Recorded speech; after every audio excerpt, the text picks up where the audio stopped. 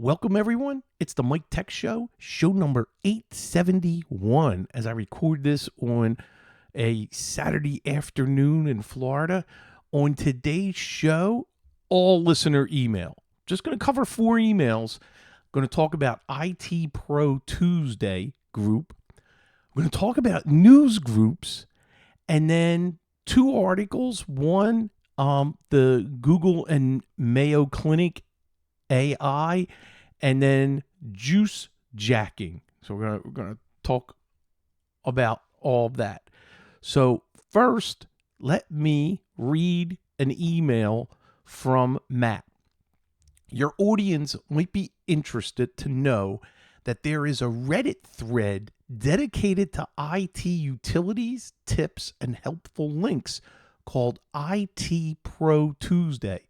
As the name suggests, they issue tips each Tuesday, lots of good stuff. And we got 2 links for this that I am going to show everybody right now as I get squared away here. The first, here we go. And let me maximize this. So the first link is reddit.com/r/IT Pro Tuesday. So take a look at this. These are 2 links that I'm going to show that every Tuesday there are some really cool, here we go, secure disk eraser, AD password tool, AI table queries. There are lots of great little articles you can search and check it out. He also provided another link. That's the first one is the Reddit link. The next one is the website, and let's see what else. We got the website and just more links to their resources. There's Mailflow Monitor. This is pretty cool. Then they have a DNS check, so you can look up the DNS for the domain. So let's do MHS Consulting.net. Let's do a DNS check. And there's the A record, and that's hosted by, this is all public information, and that's hosted by my friend, Matt Rodella, at his tremendous hosting for if you need a website for anything relating to your IT business. He's got the kit and the hosting and everything you need. So that's pretty cool. Let's look at MikeNation.net. And this is just quick DNS checks. And there's the IP address for that.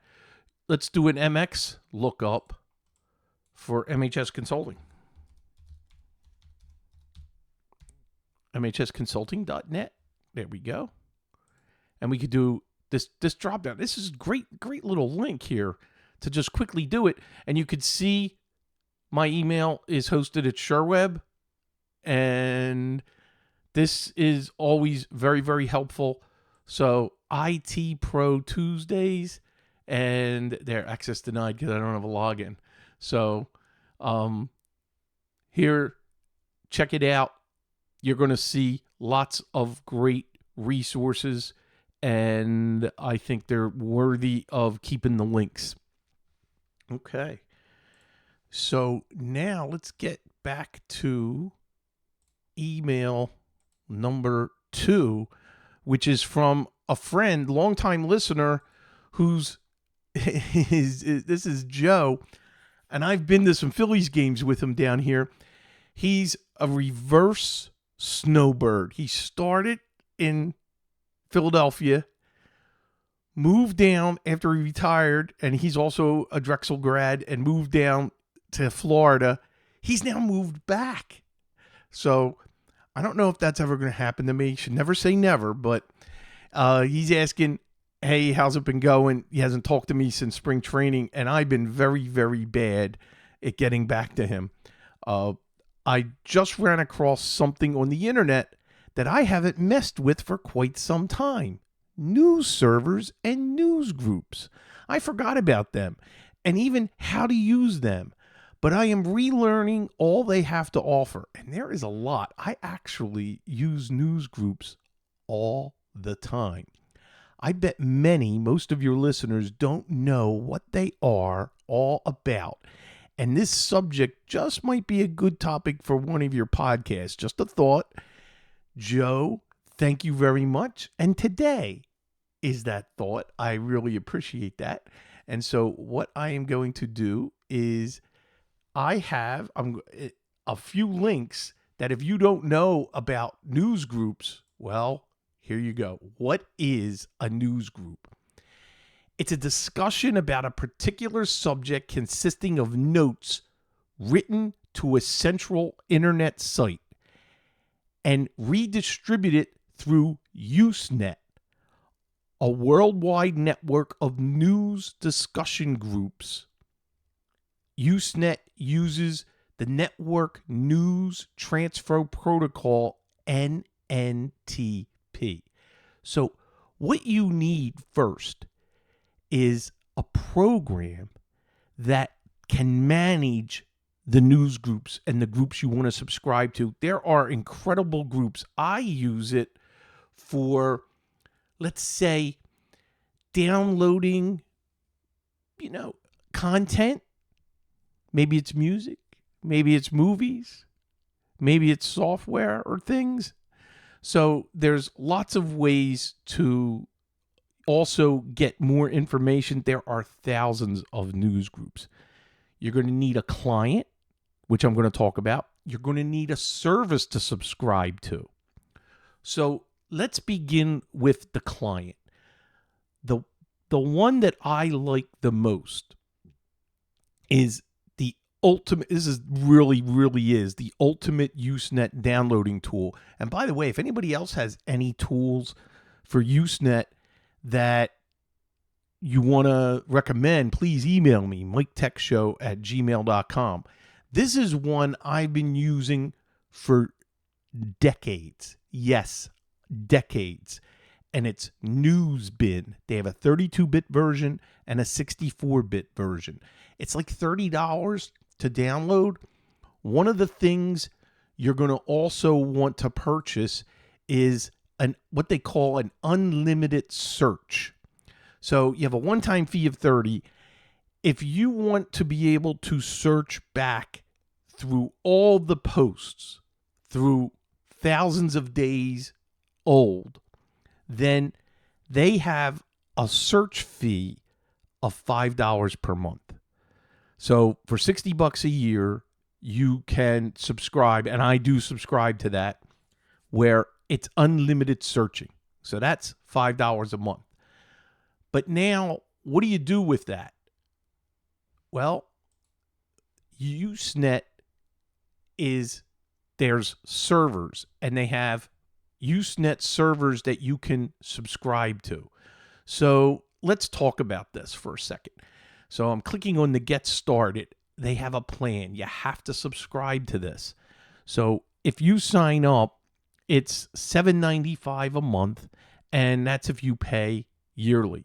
And I buy it for a year, so that's $95. Then it's $60 for the searching. So for $150 a year, I get unlimited searching for literally almost anything that I want.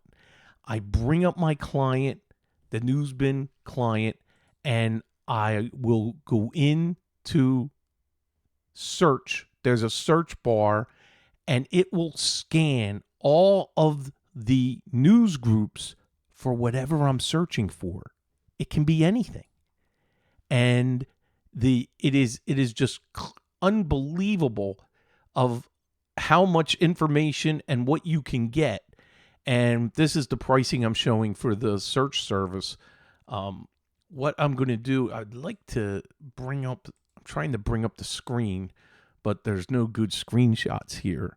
So let's put About Pro. User interface features. Here we go. So on the fly download, prioritization, image database and viewer, you can literally search for anything you can possibly think of, and it will pull the pieces together and download it for you based on what you pick from the search results. I don't know. I'm hoping I am not being too confusing here. So clearly it's not free. Used to be. There used to have some free services years ago when the internet was just like really starting out. Newsgroups were much, much bigger, but they are still there. They still exist. There is still current content happening, and it is an alternative way of finding things you might be looking for. Okay? And I'm trying to say it in the safest way possible. So, it's the Usenet subscription for the actual content, the Newsgroup servers that you want to subscribe to. This, I think, is the best I've tried years ago, multiple, and I was paying a lot more. So what's really nice is that they do have a free unlimited Usenet search. That's interesting. That must have been just added. So, you know what? Check this out first before you buy the unlimited searches. I'm just reading this right now. So, there's a way you can actually just check it out for 1 month if you want to pay as you go. And maybe that's what you need to do. Get the trial of Newsbin. You get 2 weeks. And then you get the trial key. You get 15 days. And then subscribe for the trial for the Usenet service and check it out. And then see if it's something you can use and something you can do, something you might like. That would be pretty cool. So let me know if you got questions about that, because I'm just going over it just a little bit, and you really can't taste it until you try it. You know, you gotta jump in and see what it can offer. Are there things you're looking for that you can't find by the current means right now by just using the internet? And this is an alternative way of finding content and information. So, you know, when I think of Usenet, there used to be Gopher servers, and you would ping a Gopher server for information. I don't even know if Gopher servers are still up. And you would have a client for that. It was, you know, the beginning of the internet was incredible. I've been on the internet for so long. I remember when it was called the Yahoo recommendations newsletter. So that was pretty cool, where Yahoo was the first, and they had a list of everything you would want to possibly want. It would be recommendations, and it was a newsletter at the time. I used to use Netcom for my connection, and as a matter of fact, my first email address, other than work, because I had email when I was at work, when I was at the pharmaceutical company SmithKline Beecham, I actually managed their email servers. And one of the things, and this was before the word email even was on the lips of anybody out there, this was more for internal. And what I had was, I'll never forget, it was smithmh.ix.netcom.com. And that was my email address.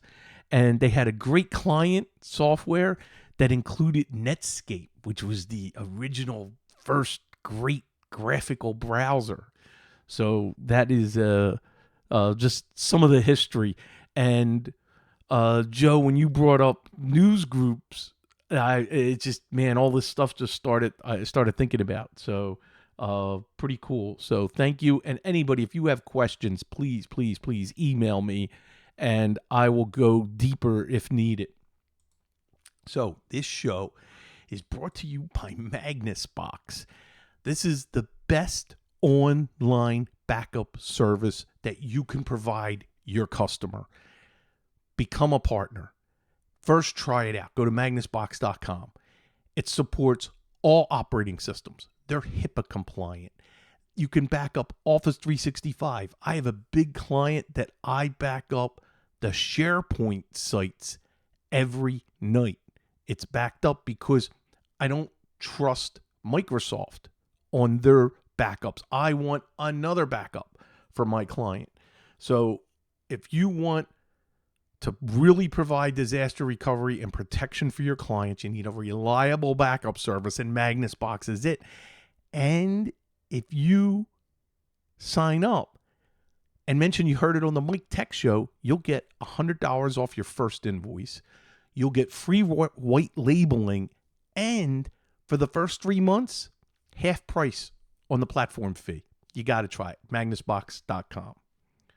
All right, let's get back to some emails, and I want to read the next one is from Kate, and I love her subject title, which is "What could possibly go wrong?"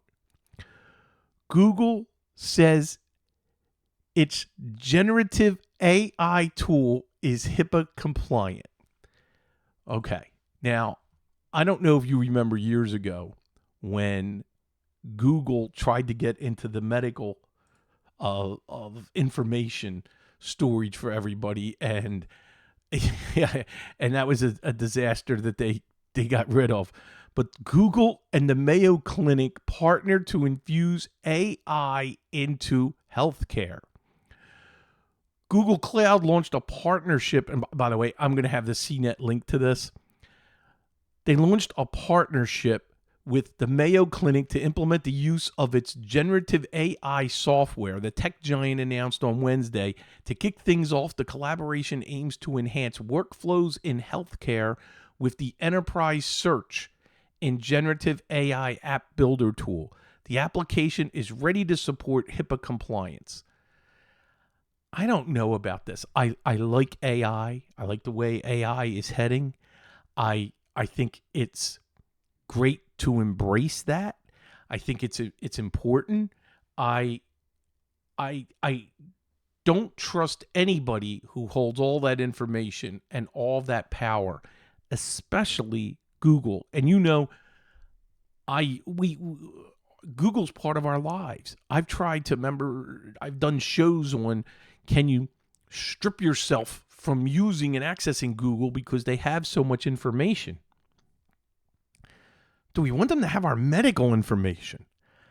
That I'm worried about. I don't mind if they see where I go to the web and what I'm searching for purchasing something, and they're gonna put up an ad or something. Here you go. Today I just got something from Amazon. I have an Echo Show right in front of me, and as I got that this morning, and it was a dry erase little board, and it's something I'm going to talk about next week. Some things that I've bought, and in front of me it was tips and tricks for using that, because it knows I purchased it. Now, how does it? I guess it's assuming that I didn't purchase it as a gift and that I'm the one who wants to use it. But that was the first time I seen tips and tricks for something that I literally just opened minutes before seeing that message. And that's just Amazon. So I'm very protective of my medical information. So I'm I want to sit back and kind of see where this goes. How's it going to be used? And is it something we can opt out of, or I just don't know. And I just wanted to, I thank Kate for sending me that email. And I love her subject line. What could possibly go wrong, right? That was great, and that got my attention. Thank you for sending that, Kate. I really, really appreciate that. And I just want to throw it out there of, hey, look what's coming. Look what's happening. And you want to stay informed and keep reading and keep looking at this. I don't have an opinion yet, except that I hold my medical information near and dear, and I don't want to share it. So I don't want it out there.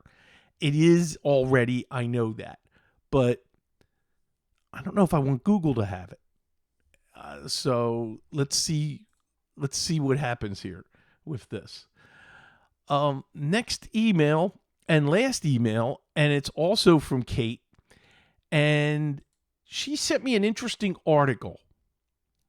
And this was about the juice jacking, which was received a letter from a listener that I read, and then I even purchased the device to protect from a public USB port of possibly getting malware on your device. And she has a great link here that I'm going to talk about. And Kate goes, I think the whole don't plug your phone into chargers at the airport thing isn't really a thing. So let's take a look at this. And it's from ARS Technica, which I really like their website. Those scary warnings of juice jacking in airports and hotels, they're mostly nonsense. Hey,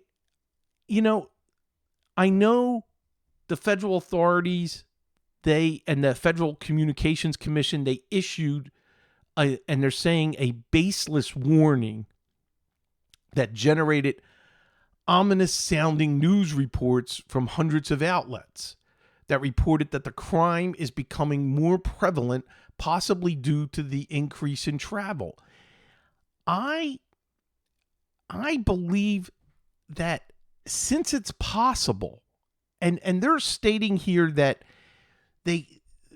people, they can't juice jack you by like stealing information from your phone that you're charging it, because you're going to get this message that you have to trust your computer and you have to answer it.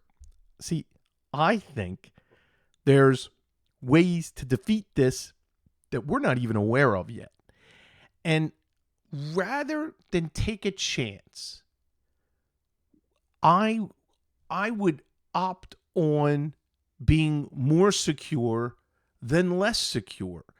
And for this being brought to our attention, even though they don't have any formal cases on record for describing someone taking over someone's device via malware being plugged in, how would they know where they got it on the phone?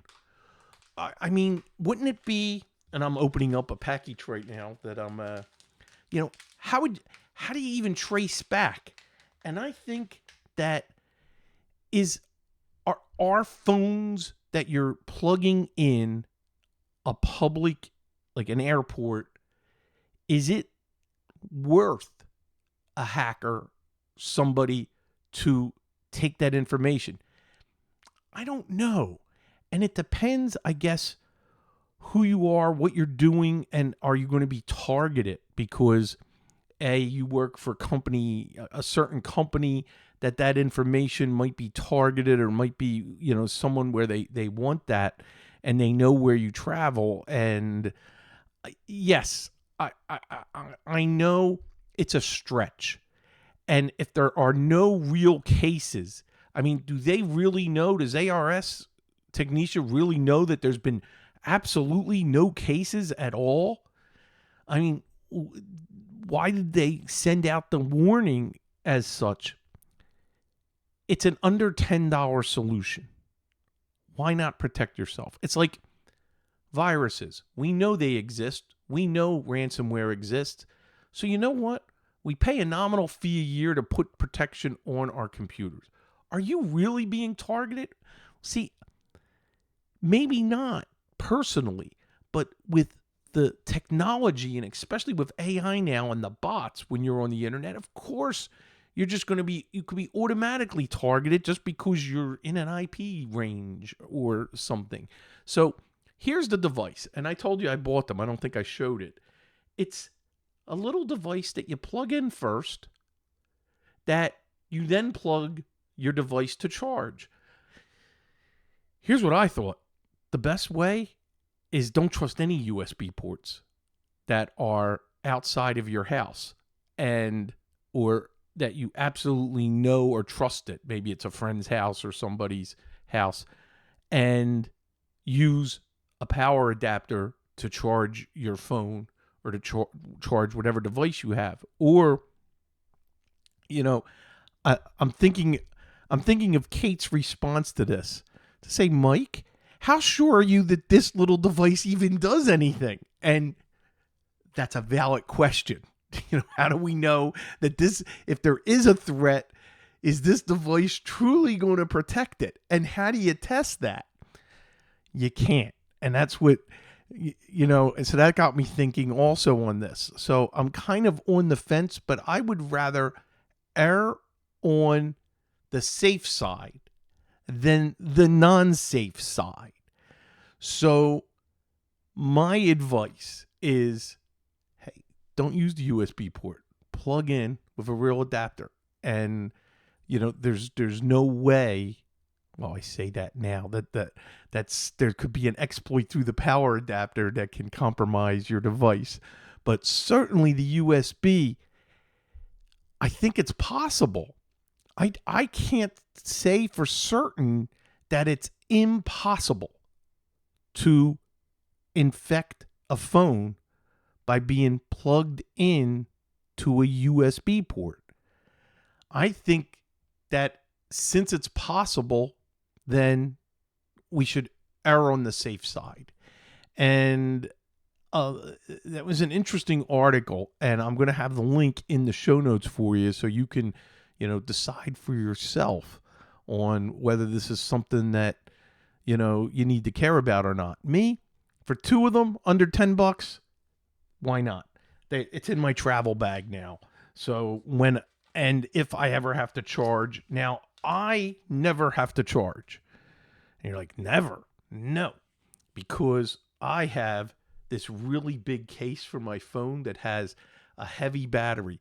And I carry this in my travel, on my carry-on bag all the time. And it's for when I go to concerts or events or something like a seminar or anything. I keep this because it can do 2 full charges on my phone.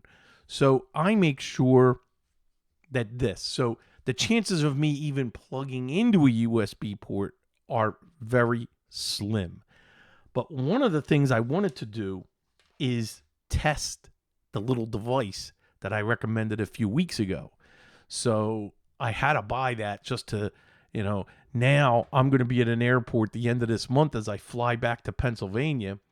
And, I have to try it and see if it slows down my charging or what's it going to do. I have to I think I have a spare phone that doesn't do anything, that I don't care if anything happens to it. And I'm going to bring that and plug it in and just see what happens. So just to test that device. And I'm also going to test it here in my house. I haven't even plugged it in yet to test charging on the USB port. So that's something I have to do. All right. I hope you enjoyed today's show. I really appreciate you staying subscribed. Download the show. Don't forget a couple things. Go over to YouTube. Sign up. Michael Smith MTS. Subscribe to my YouTube channel where the accompanying video of every show is posted up. Also, stop by MikeNation.net, the main website. That's where all the show notes are. That's where everything you need, every link that you would want is located at MikeNation.net, including the link to join the Discord channel for the Mike Tech Show, which PhotoRay has done an incredible job putting that together. Taz also helps manage that forum.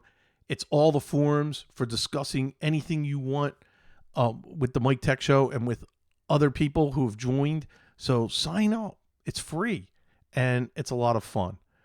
And that is, Crocodile in the chat just put up a really good post. What about Wi-Fi or Bluetooth? You are correct.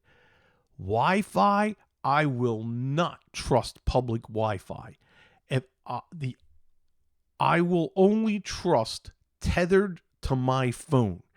Is that the safest? No, but it's safer than a public Wi-Fi. So, and Bluetooth, never.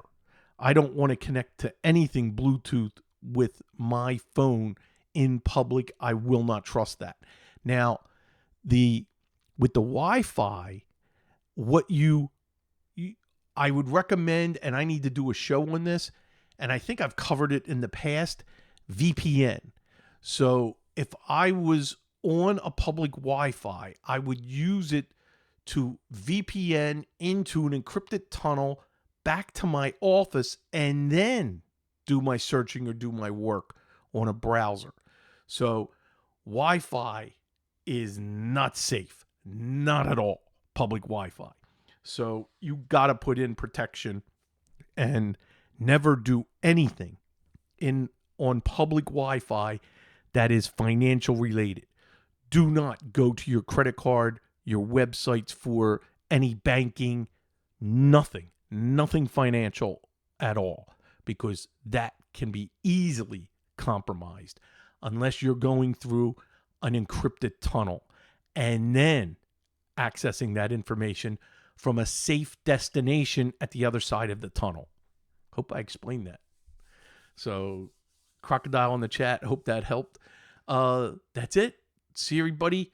Hey, even if you're listening to this and you're like, ooh, Mike did this show on June 10th, this Thursday night, I will be back and I will be doing a show and hope to see you there.